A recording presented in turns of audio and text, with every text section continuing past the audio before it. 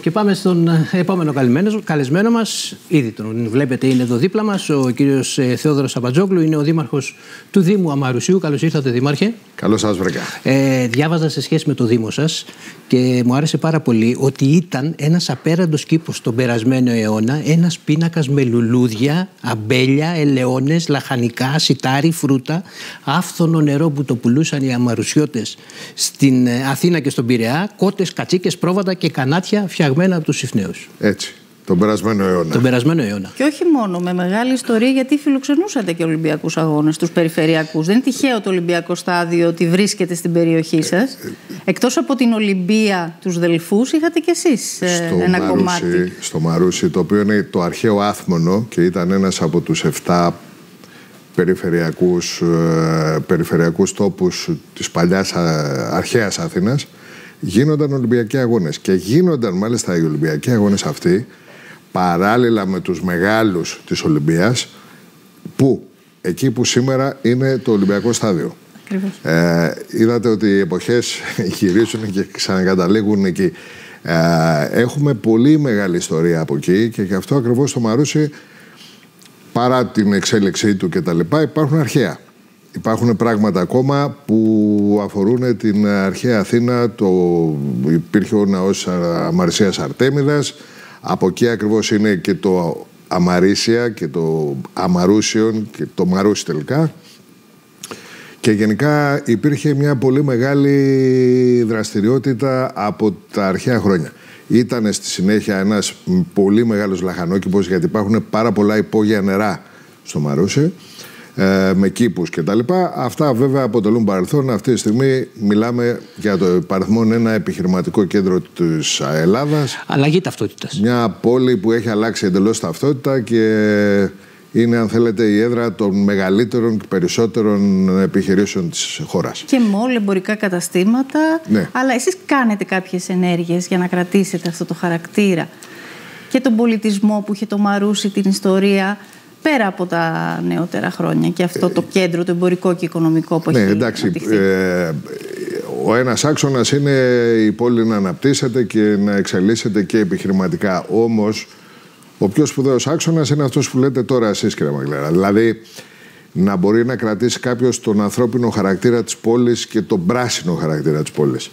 Αυτό όμως, όπως ξέρετε καλά, εξαρτάται από τα πολεοδομικά σχέδια. Από τον πολεοδομικό σχεδιασμό που υπήρχε τις παλιότερες εποχές. Δυστυχώς δεν κρατήθηκε αυτός ο χαρακτήρας στην εποχή που έπρεπε και εμείς τώρα με τις αναθεωρήσεις των τοπικών πολεοδομικών σχεδίων προσπαθούμε να δώσουμε όσο γίνεται ένα πράσινο χαρακτήρα στην πόλη μας. Μάλιστα, αυτόν τον χαρακτήρα τον ξεκινάτε, ας πούμε, με τις 168 διανοίξεις. Το φέρνω ως παράδειγμα. Έχει να κάνει και με το σχέδιο πόλης, έχουν να κάνουν με τους δρόμους, έχουν να κάνουν με όλα αυτά. Ναι, αυτό που λέτε, η διανοίξη των 168 οδών είναι εφαρμογή σχεδίου πόλεως. Όσο και να φαίνεται παράξενο, στο Μαρούσι το 2025 υπάρχουν ακόμα περιοχές που είναι εκτός σχεδίου. Σιγά σιγά αυτές εντάσσονται. Ξέρετε, για να ενταχθεί μια περιοχή στο σχέδιο πόλης μπορεί να περάσουν και 20 και 30 και 40 χρόνια. Ιδίως αν υπάρχουν ενστάσεις κτλ. Μπαίνουν αυτές οι περιοχές στο σχέδιο πόλης τώρα και αυτές απαιτούν δρόμους. Απαιτούν διανοίξεις καταρχήν. Μετά απαιτούν υποδομές. Χρειάζονται αποχετεύσεις, χρειάζονται νερά, χρειάζονται υδρεύσεις, χρειάζονται οπτικές ίνες, χρειάζεται ηλεκτροδότηση, χρειάζεται άσφαλτος. Πολλά χρήματα. Όλα αυτά δηλαδή, πράγματα είναι ένα γιγαντιαίο έργο, το οποίο εμείς βέβαια έχοντας το βάλει σε μια σειρά και διασφαλίζοντας τη ρευστότητα που απαιτείται για να κάνουμε όλα αυτά τα πράγματα, προχωράνε αρκετά γρήγορα. Βάλατε πάρα πολλά πράγματα πάνω στο τραπέζι. Εγώ ξεκινάω από το πιο απλό. Αυτό το οποίο περιγράψατε δεν μεταφράζεται στην συνέχεια, Δήμαρχε, σε τσιμέντο? Ναι, φυσικά. Ένα μέρος του είναι τσιμέντο. Ένα μέρος του όμως είναι καινούργιοι κοινοφελείς και κοινόχρηστοι χώροι. Ένα μέρος του είναι πράσινο και θέλω να το πω γιατί ακούγεται αυτή η πλευρά.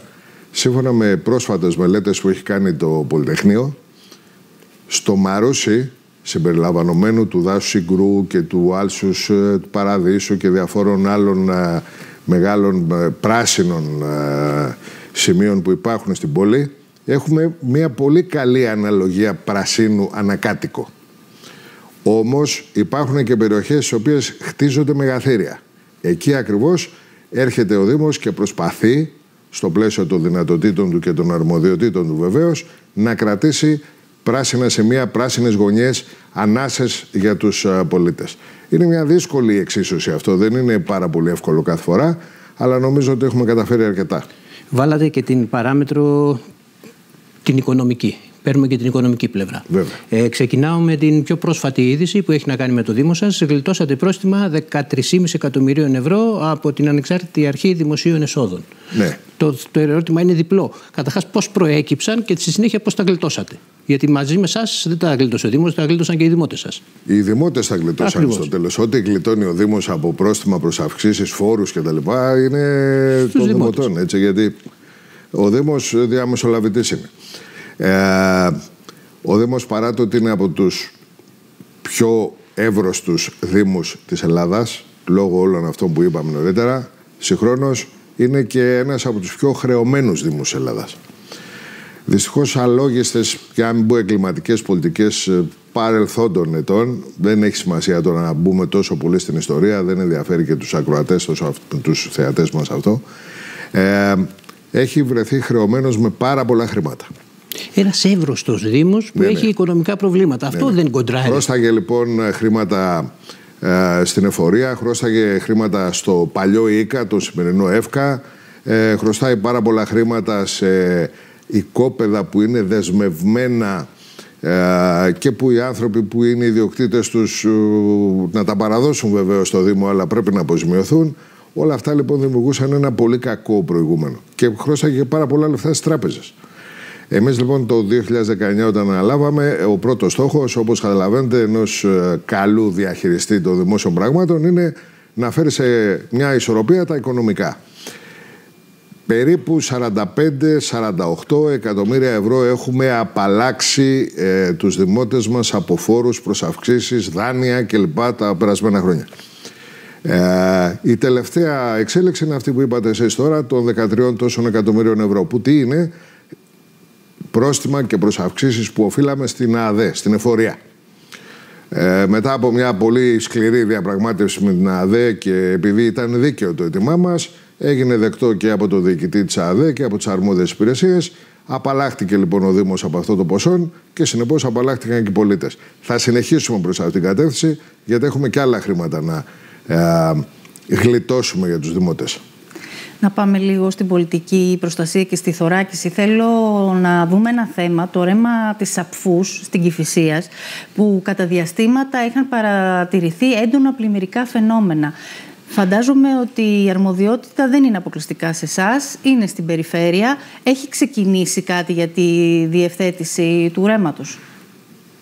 Κάποιο έργο αντιπλημμυρικό? Θα μου επιτρέψετε ένα πιο γενικό σχόλιο καταρχήν. Βέβαια, η εκπομπή σας είναι μια εκπομπή στοχευμένη πάνω σε ζητήματα αυτοδιοίκησης. Αλλά γνωρίζετε τα θέματα σε βάθος και οι ερωτήσεις σας είναι ερωτήσεις στοχευμένες και ουσίας.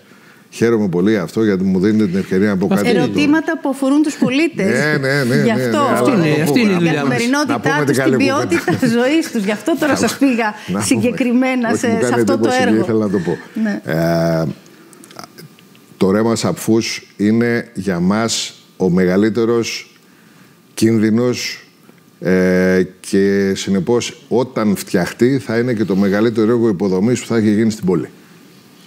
Από παλιά υπάρχουν πάρα πολλές φορές που έχει πλημμυρίσει, έχετε και οι τηλεοράσεις και τα λοιπά φιλοξενήσει τις πλημμύρες αυτές.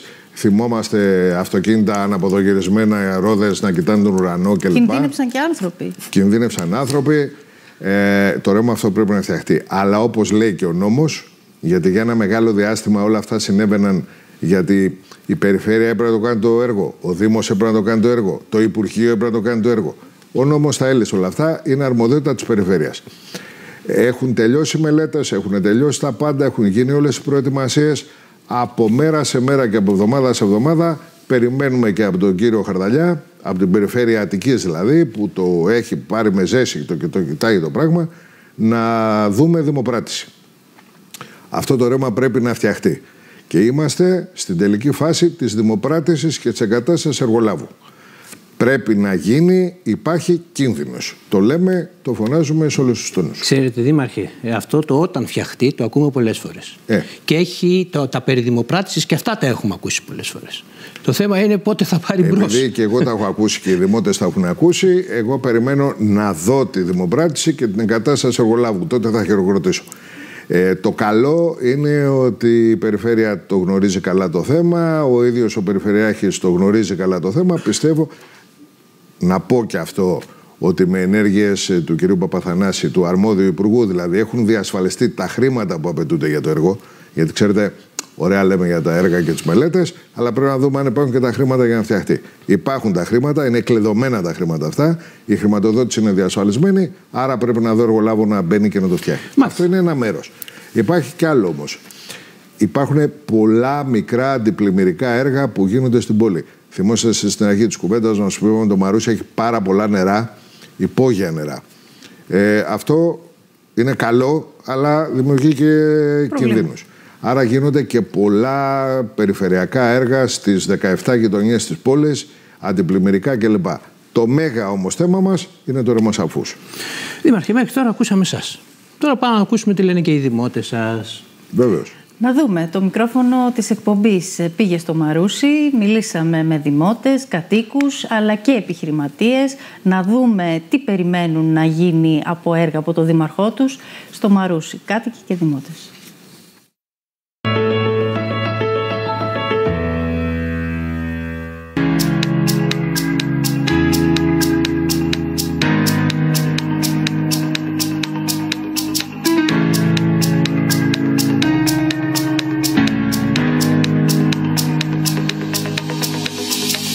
Πολλά πεζοδρόμια, αλλού πατάς, αλλού βρίσκεσαι.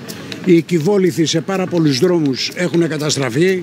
Μπορώ να πω η καθαριότητα είναι σε ανεκτά επίπεδα. Μέχρι τώρα σε ποια περιοχή έχω κυκλοφορήσει, καθαρά τα βλέπω τα πράγματα. Λίγο με τα σκουπίδια, λίγο με τους κάδους, λίγο να τα φτιάξουν και νομίζω ότι είναι εντάξει. Γίνονται κάποιες ανακαινήσεις, παιδικές χαρές, βασικό, αλλά πάντα υπάρχει χώρος για βελτίωση. Θεωρώ ότι είναι από τους πιο περιποιημένους δήμους και είμαστε ευχαριστημένοι.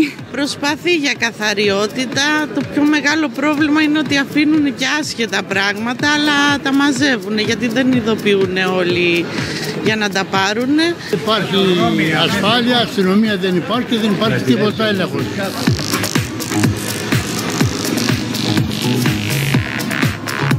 Βλέπω πολλά μαγαζιά. Έχει καλή αγορά το Μαρούσι? Έχει ωραία αγορά, έχει το Μαρούσι. Δεν κατεβαίνουμε ιδιαίτερα συχνά, αλλά εντάξει. Είναι τόσο ψηλά τα ενοίκια που τα μαγαζιά δεν μπορούν να τα αποκριθούν και υπάρχει πάρα πολύ πίεση. Κλείνουν άλλα μαγαζιά και αυτό είναι που επιβαρύνει την περιοχή. Πρώτα απ' όλα πρέπει να φτιάξουν πάρκινγκ. Πάρκινγκ δεν υπάρχουν. Ο κόσμος δεν παρκάρει ποτέ, δεν σταματάει εδώ. Φεύγουν πάνω στα μολ. Είναι λίγο προβληματική η κυκλοφορία. Πού να παρκάρεις, πού να... Δυσκολεύτηκατε να παρκάρετε? Εντάξει, το αφήσαμε σε πάρκινγκ, αλλά η καθημερινότητα φαντάζομαι ότι είναι λίγο δύσκολη για τους ντόπιους. Θα προτιμούσα μια τοπική αγορά, κυρίως για την οικονομία της περιοχής. Υπάρχει εδώ πέρα κόσμος που περπατάει στο Μαρούσι, διότι ας πούμε έχουμε κοντά και τον ηλεκτρικό, είναι και πάρα πολλές οι εταιρείες γύρω-γύρω, ανεβοκατεβαίνει κόσμος, είναι πάρα πολλές υπηρεσίες. Εν πάση περιπτώσει δεν βλέπετε σακούλες, δεν ψωνίζει ο κόσμος. Το Μαρούσι έχει ακίνητη περιουσία από διάφορα κληροδοτήματα κτλ. Τα οποία είναι αναξιοποίητα.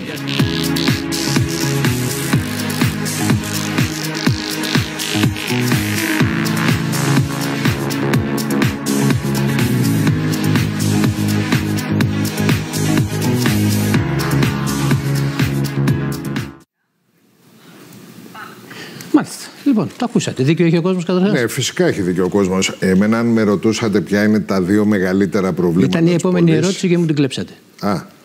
Εντάξει. Άντε να απαντήσω λοιπόν. Είναι το κυκλοφοριακό, είναι το ένα μας ζήτημα, και τα πεζοδρόμια είναι το δεύτερο θέμα. Ας ξεκινήσω από τα πεζοδρόμια. Τα πεζοδρόμια στο Μαρούσι, έτσι όπως έχει χτιστεί η πόλη, είναι μικρά, στενά. Δεν υπάρχουν τα ωραία μεγάλα εκείνα πεζοδρόμια που προβλέπονται και από τους νόμους και από τους κανονισμούς κτλ.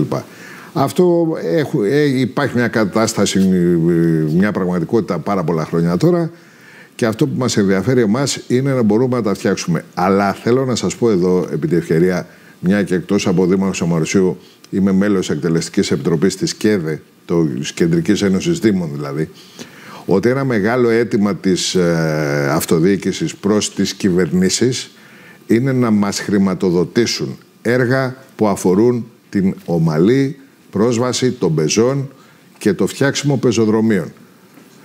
Δεν ξέρω αν έχει αναδειχθεί ποτέ από την εκπομπή σας, αλλά τα πεζοδρόμια δεν χρηματοδοτούνται αυτή τη στιγμή από κανένα πρόγραμμα. Τα χρεώνουν στο σπίτι. Ναι, συνεπώς αυτό πρέπει να λυθεί. Γιατί ο κόσμος πρέπει να κυκλοφορήσει, πρέπει να μπορεί ο πεζός να περπατήσει άνετα, η μαμά να πάρει το καροτσάκι, ο άνθρωπος που έχει κινητικά προβλήματα να μπορεί να βγει, να κάνει τη βόλτα του, τα αμαία. Συνεπώς είναι σοβαρό θέμα και καλά κάνουν οι κάτοικοι και το αναδεικνύουν. Και το δεύτερο θέμα με την στάθμευση, η αλήθεια είναι ότι υπάρχει ανάγκη για νέους ελεγχόμενους χώρους και για σύστημα ελεγχόμενης στάθμευσης, το οποίο είναι το μεγάλο έργο το οποίο θα γίνει μέσα στο 25 στο κέντρο της πόλης. Μάλιστα. Είδαμε και πολλά οχήματα στους πεζοδρόμους, μηχανάκια, αυτοκίνητα. Γι' αυτό ακριβώς πρέπει να υπάρχει η ελεγχόμενη στάθμευση. Δυστυχώς, όσες εκκλήσεις και να έχουμε κάνει στα μαγαζιά κτλ., χρειάζεται τροχέα πια και χρειάζονται κλήσεις, διότι αυτό που είδαμε. Το είπατε με ένα διαφορά. Το ένα είναι εκκλήσεις και το άλλο είναι κλήσεις. Κάναμε τις εκκλήσεις, αλλά πρέπει να φτάσουμε στις κλήσεις για να μπορέσει να συμμορφωθεί η κατάσταση. Το είδατε, πράγματι αυτή είναι η εικόνα. Πάρα πολλά μηχανάκια, κυρίως delivery, που κυκλοφορούν στους πεζοδρόμους. Και παρκαρισμένο. Δεν είναι κατάσταση αυτή. Αυτό όμως, ξέρετε, ξεφεύγει από τις αρμοδιότητες απλά ενός Δήμου. Χρειάζεται η βοήθεια της αστυνομίας, της τροχέας κτλ. Αυτά τα δύο θα μπορούσα και εγώ να πω τα μεγάλα θέματα. Έρχομαι στα χοντρά, έρχομαι στα βαριά. Γραμμή 4 του μετρό. Ναι. Υπογειοποίηση λεωφόρου Κηφισίας. Επέκταση λεωφόρου Κίμης. Τα οποία αυτά φαντάζομαι θα δώσουν ανάσα. Φυσικά, κοιτάξτε. Καταρχήν, όλοι ξέρουν, όλοι καταλαβαίνουν που όσοι ζουν στο λεκανοπέδιο Αττικής και στην Αθήνα, ότι έπρεπε ήδη να κατασκευάζεται, για να μην σας πω να λειτουργεί, η γραμμή 4 του μετρό κατά το μήκος της Κηφισίας. Για κάποιους λόγους πάει διαρκώς πίσω ο πιο απαραίτητος άξονας μετρό που πρέπει να υπάρχει στο λεκανοπέδιο Αττικής. Και θέλω να σας πω εδώ ότι μαζί με τον Δήμαρχο Κηφισιάς, τον Δήμαρχο Γαλανδρίου, τον Δήμαρχο Ψυχικού κτλ. Έχουμε κάνει μια μεγάλη κίνηση να πιέσουμε και προς την κατεύθυνση των Υπουργείων, προκειμένου να προχωρήσει γρήγορα η υπογειοποίηση του μετρό κατά το μήκος της Κηφισίας. Αυτό θα απαλλάξει την Αθήνα από αυτό που βλέπουμε καθημερινά, μία λεωφόρο Κηφισίας που είναι η καρδιά της επιχειρηματικής Ελλάδας να είναι διαρκώς ασφυκτικά κλεισμένη. Το δεύτερο είναι ότι χρειάζονται σε κάποια σημεία κόμβοι υπογειοποιήσεις, όπως και άλλα σημεία της Κηφισίας υπάρχουν ήδη υπογειοποιήσεις τέτοιες και πρέπει να προχωρήσουμε και στην επέκταση της λεωφόρου Κίμης, γιατί αυτό θα απαλλάξει τη μεγάλη κυκλοφορία. Και αυτό θα βοηθήσει φυσικά τις τοπικές αγορές να αναπτυχθούν. Θα μας δώσετε και μια είδηση για τη μητροπολιτικότητα σε Αθήνα και Θεσσαλονίκη. Συζητείτε αυτό, επειδή είστε και στην ΚΕΔΕ? Ναι, αυτό συζητείτε. Δεν έχουμε καταλήξει. Πραγματικά δεν υπάρχει να δώσω με μια ατάκα, με ένα τίτλο θέμα. Γιατί συνδέεται με τα έργα αυτό και με τη χρηματοδότηση. Φυσικά, ακούστε, τα έργα τα περισσότερα δεν μπορούν να αφορούν ένα και μόνο Δήμο. Είναι διαδημοτικά έργα, είναι μεγάλα έργα. Όπως αυτά που είπαμε τώρα. Η Κηφισίας δεν είναι ένα θέμα του Δήμου Αμορσίου, είναι της περιφέρειας. Το μετρό. Συνεπώς η μητροπολιτικότητα για μας έχει πολύ μεγάλη σημασία, αρκεί στο τέλος, μετά από τη διαβούλευση που αυτή τη στιγμή γίνεται ανάμεσα στο Υπουργείο, τις Περιφέρειες και τους Δήμους, να καταλήξουμε ποιος θα κάνει τι. Να μην γίνει πάλι κάποιο γνωστό μπέρδεμα σαν και αυτό που γίνεται όταν έχουμε νέες νομοθετικές παρεμβάσεις. Νομίζω ότι θα πάει καλά. Η μητροπολιτικότητα είναι κάτι το οποίο είναι απαραίτητο και κάτι που θα βοηθήσει στην καλύτερη στη βελτιωμένη ποιότητα ζωής όλων των δημοτών 5 εκατομμύριων ανθρώπων που ζουν στο Λεγανοπέδιο. Να δούμε τώρα ένα κτίριο το οποίο το διασώσατε, το αναπλάσατε. Είναι εμβληματικό για το Μαρούσι και για τα βόρεια προάστια, η Βίλα Λουμίδη, που θα γίνει και πολιτισμικός χώρος. Έχουμε ετοιμάσει σχετικό βίντεο.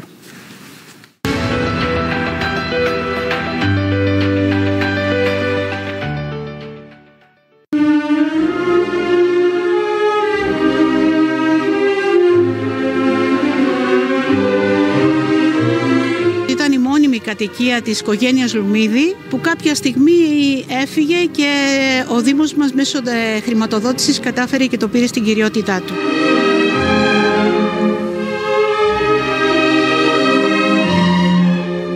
Είναι ένα κτίριο που ήταν κατοικία, χτισμένο περίπου το 1920 και αποτελείται από 3 ορόφους, ένα ισόγειο που είχε ανεξάρτητη είσοδο, ο πρώτος όροφος και ο δεύτερος. Στο δεύτερο όροφο βλέπουμε υπάρχει χαρακτηριστικό και το λιακωτό, που ήταν οι χώροι που συγκεντρώνονταν οι οικογένειες στο εσωτερικό και έχει συνεχόμενα η αλλοστάσια.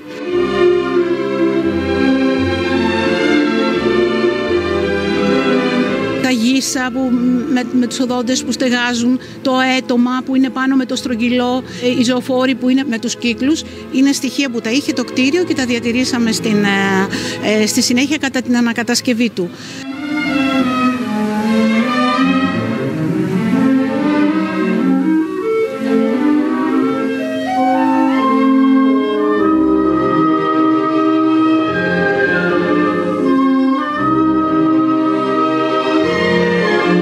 Θα φιλοξενηθεί το Λογογραφικό Μουσείο του Δήμου μας με τις συλλογές του και επιπλέον έχουμε ανακατασκευάσει και τον κήπο, στο οποίο θα γίνονται διάφορες πολιτιστικές εκδηλώσεις.